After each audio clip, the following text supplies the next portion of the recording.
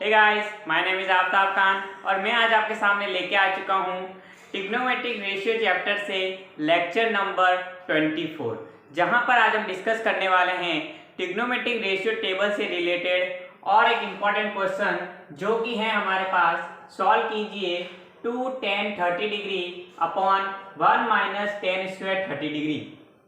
तो इस क्वेश्चन को गाइज हमें क्या करना है, सॉल्व करना है। ये क्वेश्चन पूरी तरीके से डिपेंडेड है ट्रिग्नोमेट्रिक रेशियो टेबल के ऊपर। तो गाइज अगर आपने हमारा लेक्चर नंबर 8 नहीं देखा है, जहां पर हमने ट्रिग्नोमेट्रिक रेशियो टेबल को काफ़ी इजी वे के अंदर शॉर्ट ट्रिक से ड्रॉ करना सीखा था, तो सबसे पहले जाइए और उस लेक्चर नंबर 8 को देख लीजिए। उस लेक्चर को देखने के बाद ये जो क्वेश्चन है, इस टाइप के क्वेश्चन आपके लिए काफ़ी आसान हो जाएंगे, ईजी वे के अंदर सॉल्व हो जाएंगे। तो गाइज जाइए, देरी मत कीजिए, उस लेक्चर को देख लीजिए, उसके बाद ये लेक्चर आपके लिए काफ़ी आसान हो जाएगा। तो गाइज आप भी बुक और पेन लेकर के बैठ जाइए और मेरे साथ जो है इस क्वेश्चन को सॉल्व कीजिए। आइए गाइज इसको सॉल्व करते हैं। तो सबसे पहले हम लिखेंगे सॉल्यूशन और सॉल्यूशन में हम क्या लिखेंगे, सॉल्यूशन में हम लिखेंगे गिवन दैट। हम लिखेंगे guys given that. Given that का मतलब होता है दिया हुआ। तो हमें क्या दिया हुआ है, हम सबसे पहले उसको लिखेंगे। हमें दिया हुआ है 2 tan 30 degree upon 1 minus tan square 30 degree. इसको हम इक्वेशन 1 जो है वो मान लेते हैं। तो गाइज हमें जो दे रखा था उसको हमने इक्वेशन नंबर 1 मान लिया है। अब हमें क्या करना है, अब हमें ट्रिग्नोमेट्रिक रेशियो टेबल को देखना है और वहां से जो है tan 30 डिग्री की वैल्यू को देखना है कि tan 30 डिग्री का मान बेसिकली क्या होता है। तो आप देखेंगे जैसे ही ट्रिग्नोमेट्रिक रेशियो टेबल के अंदर, तो आप पाएंगे कि tan 30 डिग्री जो है, tan 30 डिग्री उसकी वैल्यू होती है 1/√3। 1/√3 जो है tan 30 डिग्री की वैल्यू होती है। जैसे आप ट्रिग्नोमेट्रिक रेशियो टेबल के अंदर आपने देखा, तो आपने पाया कि tan 30 डिग्री की जो वैल्यू है वो 1/√3 होती है। अब आप इक्वेशन नंबर 2 को इक्वेशन नंबर 1 के अंदर क्या करेंगे, सब्स्टिट्यूट करेंगे। तो देखते हैं क्या होता है। तो हम यहाँ पे लिखेंगे इक्वेशन 2 पुट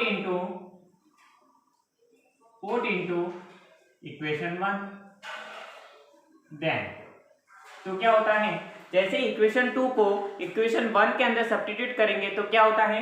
तो यहाँ पर देखिए गाइस, 2 मल्टीप्लाई tan 30 डिग्री की जगह क्या है 1/√3। तो 1/√3 लिखेंगे अपन, 1/√3 अपॉन फिर क्या है 1 माइनस tan स्क्वायर 30 डिग्री।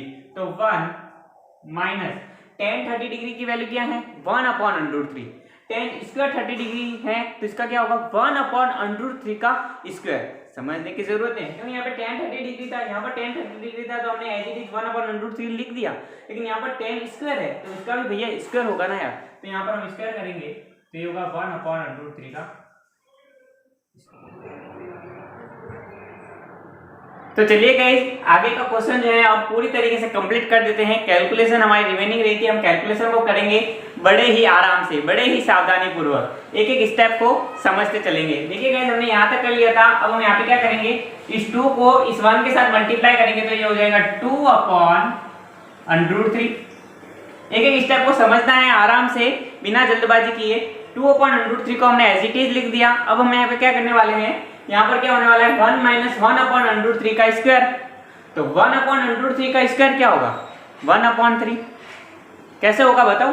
देखिए यहाँ पे क्या होता है, 1/√3 को 1/√3 के साथ मल्टीप्लाई करेंगे तो क्या होगा, 1 को जब 1 के साथ मल्टीप्लाई करेंगे 1/√3 को जब √3 के साथ मल्टीप्लाई होता है तो क्या होता है कंप्लीट 3। √3 का मतलब होता है हाफ ऑफ 3, यानी कि 3 का आधा भाग, ठीक है ना, आधा भाग, हाफ ऑफ 3। तो √3 मल्टीप्लाई √3 कंप्लीट 3 जो है हो जाता है। तो 1/√3 का जो स्क्वायर होगा वो क्या होगा गाइस 1/3। आई होप आपको ये पहले से पता होगा, मुझे लगता है, लेकिन तो भी मैंने आपको बता दिया। यहाँ पे क्या होगा 1 माइनस 1/3। यहाँ तक समझ में आ गया। अब देखिए, अब हमें क्या करना है, ये हो गया 2/√3।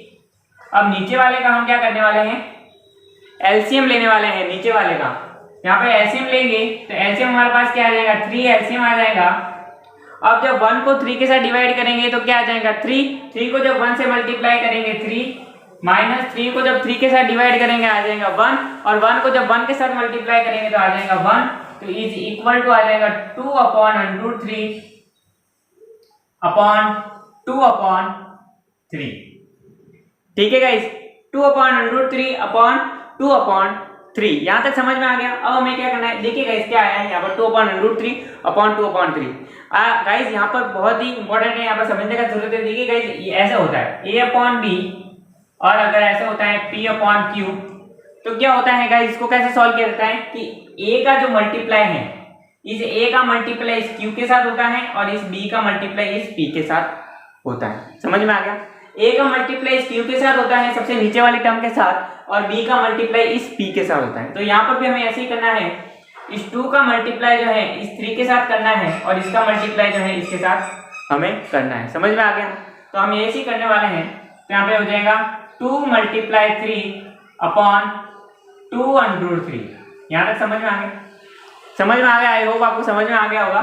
2 का मल्टीप्लाई हमें 3 के साथ करना है और 2 का मल्टीप्लाई √3 के साथ हमें करना होगा। कैसे होगा, ये जैसे सबसे नीचे वाली टर्म सबसे ऊपर छलांग मार जाएंगी और ये जो है इसके साथ मल्टीप्लाई होगा, आपको आता होगा इतना। तो अब देखिए गाइस 2 से 2 कैंसिल आउट हो गया और यहाँ पर देखिए इस 3 को मैं क्या लिख सकता हूँ, √3 मल्टीप्लाई √3 लिख सकता हूँ। तो इस 3 को मैं लिख सकता हूँ √3 मल्टीप्लाई √3 और नीचे अपॉन में √3 है ही है। तो एक √3 से एक √3 कैंसिल आउट, तो आंसर में हमारे पास क्या आ गया √3। ये √3 हमारे पास क्या आ गया, आंसर आ गया। तो इस तरीके से गाइस इस प्रकार के क्वेश्चन जो है काफी इजी वे के अंदर जो है सॉल्व किए जाते हैं।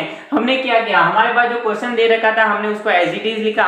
एज इट इज लिखने के बाद ट्रिग्नोमेट्रिक रेशियो टेबल का यूज किया। ट्रिग्नोमेट्रिक रेशियो टेबल से tan 30 डिग्री की वैल्यू को लिया, tan 30 डिग्री को वैल्यू के लेकर इसको यहाँ पर सब्स्टिट्यूट किया। सब्स्टिट्यूट करने के बाद बहुत ही आराम से सावधानी पूर्वक जो है हमने कैलकुलेशन की। कैलकुलेशन करने के बाद जो है √3 हमारे पास जो है वो आंसर आ गया। तो गाइस इसमें जरूरत किसकी थी, इसमें जरूरत हमें ट्रिग्नोमेट्रिक रेशियो टेबल की थी। अगर हमारे पास ट्रिग्नोमेट्रिक रेशियो टेबल याद नहीं होती या tan 30 डिग्री का मान हमें याद नहीं होता तो शायद हम इस प्रकार के क्वेश्चन को बड़े ही आसानी से सॉल्व नहीं कर पाते। और कैलकुलेशन में भी थोड़ा सावधानी पूर्वक हमें ध्यान देने की जरूरत है। तो आपके अगर ये दोनों पॉइंट अगर स्ट्रांग हो गए तो आप इस प्रकार के क्वेश्चन को काफी इजी वे के अंदर काफी आसानी से जो है सॉल्व कर पाएंगे। तो अगर गाइज इसको आपने अभी तक नोट डाउन नहीं किया है तो सबसे पहले आप इसको नोट डाउन कर लीजिए। नोट डाउन करने के बाद इस प्रकार के क्वेश्चन की आप ज्यादा से ज्यादा प्रैक्टिस कीजिए, आपसे ये क्वेश्चन जो है आसानी से बनने लगेंगे। तो ठीक है गाइस, अगर आपको हमारा ये वीडियो अगर पसंद आया है तो इस वीडियो को लाइक करें, अपने दोस्तों के साथ शेयर करें और अभी तक आपने हमारे चैनल को सब्सक्राइब नहीं किया है तो चैनल को सब्सक्राइब करें, बेल आइकन को भी क्लिक करें सो दैट कि आपको आगे आने वाले वीडियो के नोटिफिकेशन जो है वो जल्दी से जल्दी मिलते रहे। तो ठीक है गाइस, मिलते हैं अगली वीडियो के अंदर ऐसे ही इंटरेस्टिंग क्वेश्चन के साथ। Thank you so much.